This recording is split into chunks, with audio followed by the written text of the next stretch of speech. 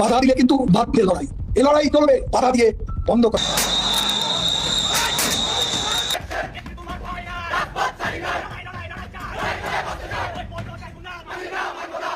ভয়ানক তাণ্ডব চালাচ্ছে আওয়ামী লীগ। গ্রামীণ ব্যাংকে আগুন, মেইন রোডে গাছ ফেলে সারা দেশে গাড়ি চলাচল বন্ধ করে দিল ছাত্রলীগ।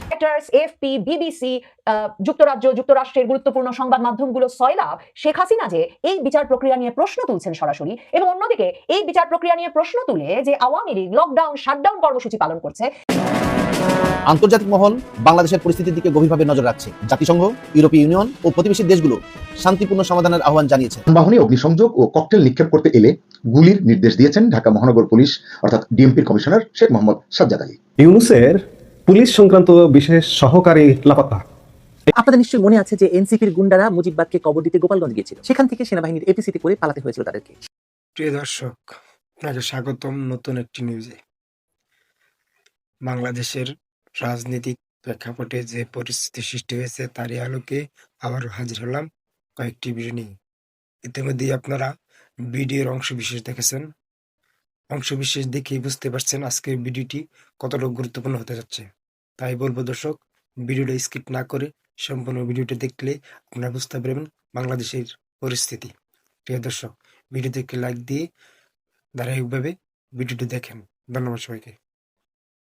বিবিসি, যুক্তরাষ্ট্রের গুরুত্বপূর্ণ সংবাদ মাধ্যমগুলো সয়লাভ শেখ হাসিনা যে এই বিচার প্রক্রিয়া নিয়ে প্রশ্ন তুলছেন সরাসরি, এবং অন্যদিকে এই বিচার প্রক্রিয়া নিয়ে প্রশ্ন তুলে যে আওয়ামী লীগ লকডাউন শাটডাউন কর্মসূচি পালন করছে, এবং বাংলাদেশ জুড়ে আইন শৃঙ্খলা পরিস্থিতিটা যে বেশ নাজুক হয়ে উঠেছে, এই বিষয়গুলো সর্বত্র আন্তর্জাতিক সংবাদ মাধ্যমে শিরোনাম হচ্ছে। বাংলাদেশে আন্তর্জাতিক অপরাধ ট্রাইব্যুনালে মানবতা বিরোধী অপরাধের মামলায় শেখ হাসিনার বিরুদ্ধে রায় ঘোষিত হতে যাচ্ছে আজকে। শেখ হাসিনা সহ 3 জন আসামি এই মামলায়, এবং এই 3 জন আসামির মধ্যে রাজসাক্ষী অর্থাৎ পুলিশ প্রধান চৌধুরী আব্দুল্লাহ আল মামুনের খালাস চেয়েছে রাষ্ট্রপক্ষ, আর বাকি 2 জন আসামি শেখ হাসিনা এবং শেখ হাসিনার সরকারের স্বরাষ্ট্রমন্ত্রী আসাদুজ্জামান খান কামাল, এই 2 জনের সর্বোচ্চ শাস্তি দাবি করেছে রাষ্ট্রপক্ষ। শেখ হাসিনা সম্প্রতি আন্তর্জাতিক সংবাদ মাধ্যমগুলোতে যে সাক্ষাৎকার দিয়েছেন, সেখানে তিনি স্পষ্টতই বলেছেন যে এই আদালত তার চোখে একটা ক্যাঙ্গারু কোর্ট, সাজানো আদালত, শ্যাম কোর্ট, এবং এই সাজানো আদালতে যেটি তার রাজনৈতিক প্রতিপক্ষদের নিয়ে তৈরি করেছেন ইউনূস সরকার, সেই আদালতে কি বিচার হলো বা কি ধরনের রায় এলো তাতে তিনি সারপ্রাইজড বা ইন্টিমিডেটেড নন, মানে তিনি এই নিয়ে বিস্মিতও নন, তিনি এই নিয়ে ভীতও নন। শেখ হাসিনা এই আদালতটিকে রাজনৈতিক প্রতিপক্ষদের আদালত বলছেন এ কারণে যে আন্তর্জাতিক অপরাধ ট্রাইব্যুনালে শেখ হাসিনা সরকারের আমলে 1971 সালের যুদ্ধাপরাধীদের বিচার হচ্ছিল। মূলত জামায়াতের শীর্ষস্থানীয় অনেক নেতৃবৃন্দই যুদ্ধাপরাধের দায়ে এই আন্তর্জাতিক অপরাধ ট্রাইব্যুনালে বিচারের সম্মুখীন হয়েছিলেন। 2024 সালের 5ই আগস্ট শেখ হাসিনা সরকারের পতনের পর এই ট্রাইব্যুনালটি পুনর্গঠিত হয়, আইনে কিছু পরিবর্তন আনা হয়, এবং 2024 সালের জুলাই আগস্টের আন্দোলনের সময়কার প্রাণহানি সহ ঘটনা প্রবাহের জন্য দায়ী করে মানবতা বিরোধী অপরাধের মামলায় শেখ হাসিনাকে অভিযুক্ত করে প্রথম মামলাটি দায়ের হয় গত বছর অক্টোবর মাসে। সে সময় শেখ হাসিনাকেই একমাত্র আসামি করা হয়েছিল। কাজেই শেখ হাসিনাকে বিচারের জন্যেই যে আন্তর্জাতিক অপরাধ ট্রাইব্যুনালটি পুনর্গঠিত হয়েছে এবং তাকেই মানবতা বিরোধী অপরাধের দায়ে অভিযুক্ত করবার জন্যেই আন্তর্জাতিক অপরাধ ট্রাইব্যুনালের আইনেও পরিবর্তন আনা হয়েছে, সেগুলো একরকমের নিশ্চিত। এই অবস্থায় শেখ হাসিনার সঙ্গে মার্চ মাসে এসে, এই 2025-এর মার্চ মাসে এসে আরো 2 জন আসামি যুক্ত হন এই মামলায়।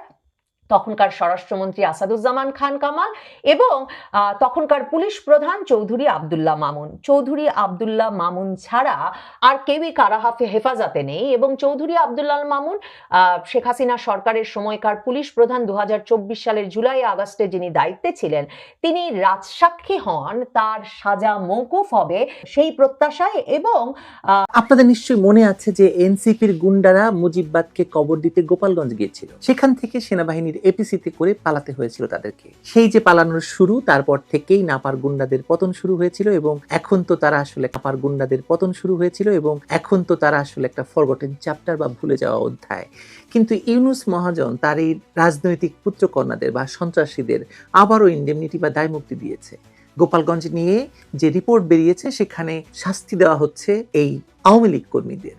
গোপালগঞ্জ তাণ্ডবেও ইন্ডেমনিটি দেওয়া হচ্ছে এই নাপা বা এনসিপির গুন্ডাদের। চলুন জেনে আসা যাক মূল প্রীতি এবং শুভেচ্ছা নিন। এই মুহূর্তে আপনাদের সামনে কথা বলতে চাই ইউনূসের পুলিশ সংক্রান্ত বিশেষ সহকারী লাপাত্তা, এই প্রসঙ্গটা নিয়ে আপনাদের সামনে কথা বলতে চাই। সময় বয়ে চলে এবং পৃথিবীতে কিছু মানুষ আছেন যারা সময়ের আগে হাওয়া বুঝতে পারেন, তারা কিন্তু সফল হন, কখনো কখনো বিপদে পড়েন না। ঠিক তেমনি মনে হচ্ছে যেন ডক্টর ইউনূসের অনেক হাওয়া বোঝা মানুষের মধ্যে একজন বিশেষ সহকারী খোদাবক্স চৌধুরী, সাবেক আইজিপি, ডক্টর ইউনূস উপদেষ্টা পরিষদে প্রতিমন্ত্রী পদমর্যাদায় ডক্টর ইউনূসের বিশেষ সহকারী হিসেবে কাজ করছেন। তিনি স্পেশালি স্বরাষ্ট্র মন্ত্রণালয়ের দায়িত্বপ্রাপ্ত প্রতিমন্ত্রীর মর্যাদায়। এই যে স্বরাষ্ট্র মন্ত্রণালয়, আপনারা দেখেন যে একজন উপদেষ্টা আছেন, সেনাবাহিনীর একজন অবসরপ্রাপ্ত কর্মকর্তা লেফটেন্যান্ট জেনারেল জাহাঙ্গীর আলম চৌধুরী যার কথামালা আপনি আঞ্চলিক ভাষায় কথাবার্তা শোনেন। কিন্তু পুলিশকে আসলে গত বছরের 10 নভেম্বর নিয়োগ পেয়েছিলেন খোদাবক্স চৌধুরী। এই পুলিশের এই সময়কালে যত নিয়োগ বদলি পদোন্নতি যা কিছু পুলিশকে হ্যান্ডেল করা, নাড়াচড়া করা, এই সব কিছুর মূল দায়িত্বপ্রাপ্ত বা ক্রিয়ান্বয়ক ছিলেন এই খোদাবক্স চৌধুরী। কিন্তু খোদাবক্স চৌধুরী গত 24 অক্টোবর থেকে 9 নভেম্বর পর্যন্ত ছুটিতে যুক্তরাষ্ট্রের টেক্সাসের অস্টিনে গিয়েছেন বলে অফিসিয়ালি জানা গেছে। কিন্তু 9 নভেম্বর পেরিয়েও 1 সপ্তাহ হয়ে গেছে, আজ পর্যন্ত তিনি স্বরাষ্ট্র মন্ত্রণালয়ের তার কর্মে যোগদান করেননি। এতে করে জল্পনা কল্পনা শুরু হয়েছে যে আদৌ কি খোদাবক্স চৌধুরী তার কাজে যোগদান করবেন। আমি শুরুতেই বলছিলাম যে পৃথিবীতে এমনও কিছু মানুষ আছেন যারা সময়ের আগে সিদ্ধান্ত নিতে পারেন কিংবা সময়ের আগে হাওয়া বুঝতে পারেন। এই হাওয়া বুঝে অন্য আর 10 জনের আগে যদি সিদ্ধান্ত নেন, সফল হন এবং বিপদমুক্ত থাকেন। এই খোদাবক্স চৌধুরীকে কেউ কেউ বলছেন যে তিনি হাওয়া বুঝতে পেরেছেন এবং বুঝতে পেরে তিনি আগে ভাগেই সটকে পড়ে। সংক্ষেপে একটি কথা বলবো। আপনারা হয়তো অনেকেই ইতিমধ্যেই একটি সংবাদ দেখেছেন, বিভিন্ন গণমাধ্যমে এটি এসেছে। যানবাহনে অগ্নিসংযোগ ও ককটেল নিক্ষেপ করতে এলে গুলির নির্দেশ দিয়েছেন ঢাকা মহানগর পুলিশ অর্থাৎ ডিএমপির কমিশনার শেখ মোহাম্মদ সাজ্জাদ আলী। 16 নভেম্বর রবিবার বিকেলে পুলিশের ঊর্ধ্বতন কর্মকর্তাদের কাছে পাঠানো এক বেতার বার্তায় তিনি এই কঠোর নির্দেশনা দিয়েছেন। ডিএমপির একাধিক সূত্র থেকে নিশ্চিত হয়ে দৈনিক কালের কণ্ঠ এই রিপোর্টটি ছেপেছে। আমি দৈনিক কালের কণ্ঠের রিপোর্ট থেকে এটি কোট করেছি, আরো অন্যান্য গণমাধ্যমে এসেছে যেটি বললাম। এতে বলা হয়েছে, ডিএমপি কমিশনার গণমাধ্যমকে বলেছেন, আমি ওয়্যারলেসে অর্থাৎ বেতার বার্তায় বলেছি, কেউ বাসে আগুন দিলে, ককটেল মেরে জীবনহানির চেষ্টা করলে তাকে গুলি করতে। এটা আমাদের আইনেই বলা আছে। দর্শক, এটা আমাদের আইনেই বলা আছে, এই কথাটি আপনাদের স্মরণ রাখতে আমি অনুরোধ করব। 16 নভেম্বর সন্ধ্যায় দ্য ডেইলি স্টারের সাথে এক সাক্ষাৎকারেও তিনি এই আদেশের পক্ষে যুক্তি দিয়ে কিছু কথা বলেছেন। তিনি বলেছেন, হ্যাঁ, আমি এমন একটি নির্দেশ দিয়েছি, যদি কেউ বাসে আগুন দেয় বা ককটেল নিক্ষেপ করে এবং পুলিশের উপর আক্রমণ করে, তাহলে তারা কি চুপ করে বসে থাকবে? এটিও আপনাদেরকে আমি একটু মনে রাখতে অনুরোধ করব। এটা আমাদের আইনেই বলা আছে, তাহলে তারা কি চুপ করে বসে থাকবে? দুটো লাইন একটু মনে রাখবেন। এর আগে গত 11 নভেম্বর দুপুরে নিজস্ব বেতার বার্তায়, মানে চট্টগ্রাম মহানগরী অঞ্চলে চট্টগ্রাম মহানগরীর থানা ও টহল পুলিশ সদস্যদের উদ্দেশ্যে সিএমপি কমিশনার হাসিব আজিজ অস্ত্রধারী সন্ত্রাসীদের ব্রাশ ফায়ারের নির্দেশ দিয়েছেন। ওই বেতার বার্তায় পুলিশ কমিশনার মানে হাসিব আজিজ বলেছেন, শটগান হবে না, চায়না রাইফেলও বাদ, এখন এসএমজি ব্রাশ ফায়ার মোডে থাকবে। এই জন্য সব দায় নিজে বহন করবেন বলেও সহকর্মীদের আশ্বস্ত করেছেন তিনি। টহল টিমগুলোকে এসএমজি ছাড়াও শটগান, 2টি গ্যাস গান এবং টিম ইনচার্জকে 9mm পিস্তল বহন করতে তিনি বলেছিলেন। এগুলো আপনারা জানেন। কেন বলছি আমি আসবো সেই কথায়। অভ্যন্তরীণ বেতার বার্তায় যে নির্দেশনা তিনি দিয়েছেন তাতে মানে ওই বিষয়টি প্রকাশ্যে আসার পর গণমাধ্যম কর্মীরা তাকে ছেকে ধরেছে, নানান প্রশ্ন করেছে। সে প্রশ্নের জবাবে তিনি এড়িয়ে যাননি, বিষয়টি স্বীকার করেছেন। সিএমপি কমিশনার হাসিব আজিজ তখন বলেছেন, বাইরে থেকে অস্ত্রধারী সন্ত্রাসীরা এসে নগরবাসীকে গুলি করে চলে যাবে, তা হতে পারে না। এই জন্য সন্ত্রাসীদের দেখা মাত্র এসএমজি দিয়ে ব্রাশ ফায়ার করার নির্দেশ দিয়েছি। সিএমপি কমিশনারের প্রকাশ্যে যে গুলি চালানোর নির্দেশ, এটিতে মানবাধিকার সংগঠন আইন ও সালিশ কেন্দ্র আশক উদ্বেগ জানিয়েছে, আরো অন্যান্য সংগঠনও এটি নিয়ে উদ্বেগ জানিয়েছে। আইন ও সালিশ কেন্দ্র বলেছে যে এটি হচ্ছে সাংবিধানিক সুরক্ষার উপর নির্লজ্জ আক্রমণ। এ ধরনের নির্দেশ সরাসরি বিচার বহির্ভূত হত্যাকাণ্ডকে উৎসাহিত করার শামিল, যা সংবিধান, আইনের শাসন ও আন্তর্জাতিক মানবাধিকার মানদণ্ডের পরিপন্থী।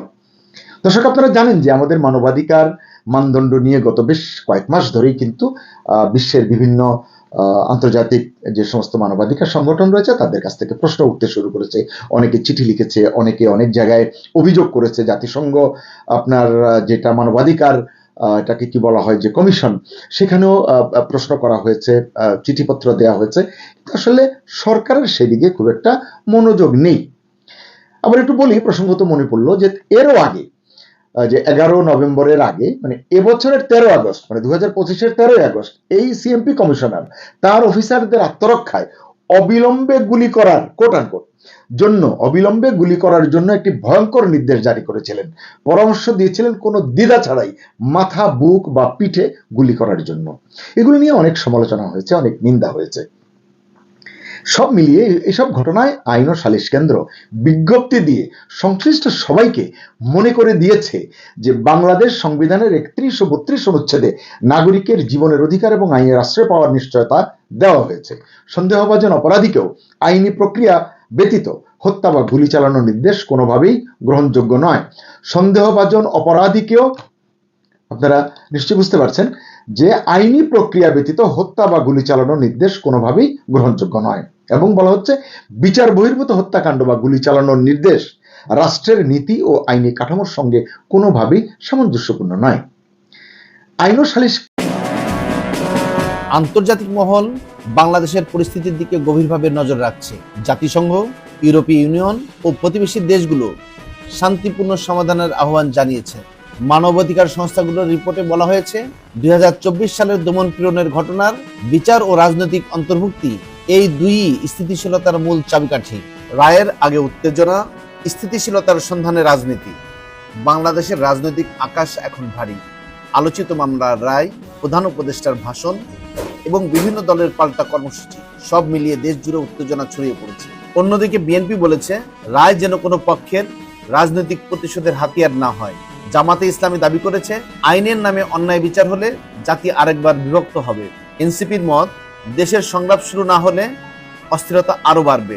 সব দলের কথাতেই এক ধরনের আশঙ্কা, রায় পরবর্তী পরিস্থিতি নিয়ন্ত্রণের বাইরে যেতে পারে। আইন শৃঙ্খলা রক্ষাকারী বাহিনী বলেছে যে কোনো পরিস্থিতি মোকাবেলায় তারা প্রস্তুত। ঢাকা, চট্টগ্রাম সহ বড় শহরগুলোতে টহল ও চেকপোস্ট জোরদার করা হয়েছে। সামরিক বাহিনীর উপস্থিতিও বাড়ানো হয়েছে সংবেদনশীল এলাকায়। জনগণের উদ্বেগও বাড়ছে। অনেকে বলছেন রাজনীতির জন্য জীবনের স্বাভাবিক গতি থামিয়ে দিচ্ছে। বিশেষ করে চাকরিজীবী ও শিক্ষার্থীদের মধ্যে ভবিষ্যৎ নিয়ে অনিশ্চয়তা গভীর হচ্ছে। অর্থনৈতিক কর্মকাণ্ডও ধীর হয়ে গেছে। বাজারে পণ্যের দাম ও ডলার, টাকার বিনিময় হার অস্থির। রায়ের আগে দেশ জুড়ে অস্থিরতা। সম্পূর্ণ ভিডিওটি দেখার জন্য আপনাকে ধন্যবাদ। প্রিয় দর্শক, আপনি যদি আমাদের চ্যানেলে নতুন দর্শক হয়ে থাকেন তাহলে চ্যানেলটি সাবস্ক্রাইব করবেন। আর যদি চ্যানেলটি সাবস্ক্রাইব করে থাকেন আপনাকে অসংখ্য ধন্যবাদ।